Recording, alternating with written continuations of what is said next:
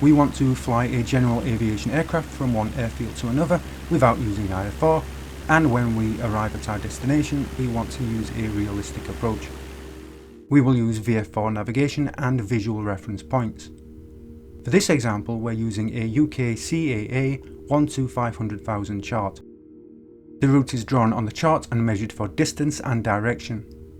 We avoid high ground, uninhabited areas, lakes and the sea whenever possible, and we also check for significant obstructions, avoiding prohibited and restricted areas.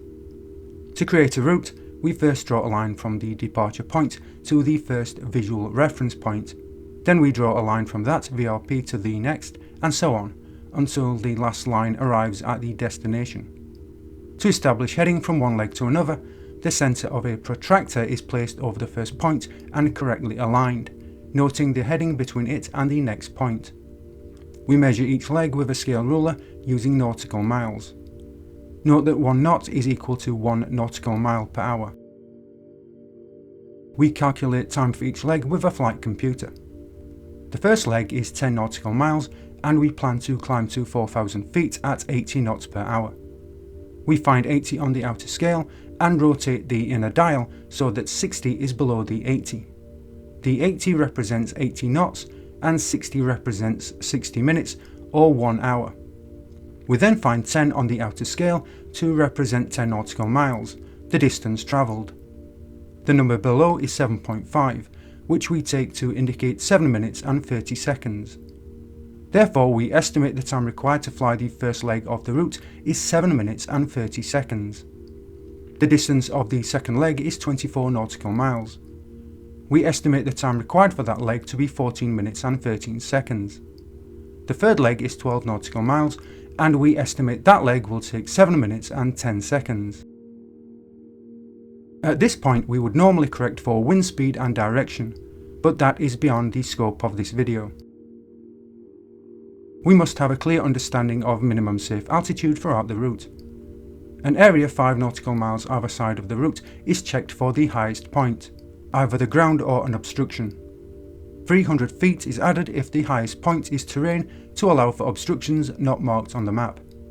A further 1,000 feet is added as a safety margin, and the total is rounded up to the nearest 100 feet. For this example, we will climb to 4,000 feet. We find fuel consumption in the pilot's operating handbook. Standard temperature is measured at the mean sea level pressure of 1013 millibars or 29.92 inches of mercury and is 15 degrees Celsius or 59 degrees Fahrenheit. With every 1,000 feet, standard temperature decreases by 2 degrees Celsius or 3.5 degrees Fahrenheit. This is reasonably accurate to 36,000 feet MSL. How do we calculate temperature? From the airport chart, we know that EGKA elevation is 7 feet MSL. We have set the temperature to 15C and en route altitude is 4,000 feet. That results in a 8 degrees Celsius change and a temperature of 7C. Therefore, assuming a power setting of 2,500 RPM and the mixture leaned, we will use a fuel consumption rate of 9.6 gallons per hour. Fuel consumption is multiplied by expected flight time to calculate fuel required. Expected flight time in this example is 30 minutes. We also plan to complete the flight with 1 hour of fuel remaining in the tanks. If we round the flight time up to 1 hour with a 1 hour reserve and the consumption rate to 10 GPH, we therefore require 20 gallons of fuel. The problem we have with VRPs is that it can be difficult to spot them when using a simulation, even if they are present. As a workaround, we will define the VRPs as custom points on the map. These custom points will then be part of the flight plan, which is loaded automatically into the Garmins. When lining up on the runway, we compare the heading indicator and compass with the runway direction. The departure procedure depends on the airfield, but for our purposes we can choose to climb to the circuit altitude of 1,000 feet AGL, the overhead altitude of 2,000 feet AGL, or we can decide to immediately turn onto our course. At the desired altitude, we perform a Frida check. Fuel. Do we have enough fuel? Have we selected the correct tank? And do we need to change the tank or balance the fuel? Radio. Have we set the correct frequency? Engine. Are temperatures and pressure good? Direction. Is the direction indicator aligned with the compass? Altitude. Is the altitude correct, and is the correct pressure set? We turn to the first navigation point, looking for a landmark to confirm direction. When we arrive at an en route turning point, we turn onto the new heading, and again look for a landmark to confirm direction. We can also make a note of the time of arrival in the flight log. It is the responsibility of the pilot to integrate safely into the pattern.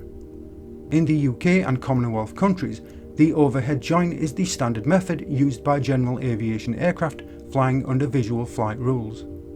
Approaching the airfield on the live side of the runway, the aircraft is flown to overhead the airfield downwind at 2,000 feet above ground level, which is 1,000 feet above the assumed circuit altitude of 1,000 feet AGL.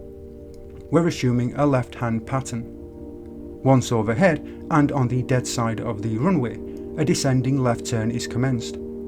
The aim is to join the crosswind leg over the upwind end of the runway, level and at circuit height.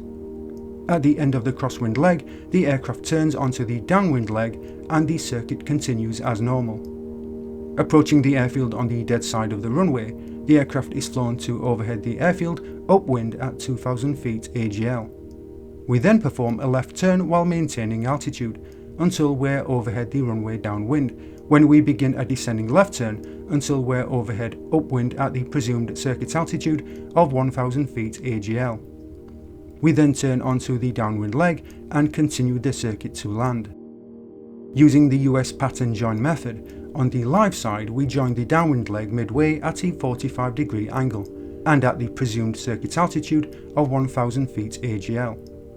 On the dead side, we overfly the airfield midfield at the overhead altitude of 2,000 feet AGL. When clear of the traffic pattern, we begin a descending turn to the right, joining the downwind leg at a 45-degree angle and at the circuit altitude. We now know how to plan a flight using visual reference points.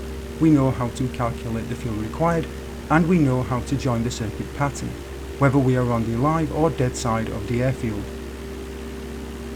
Feel free to like, comment and subscribe.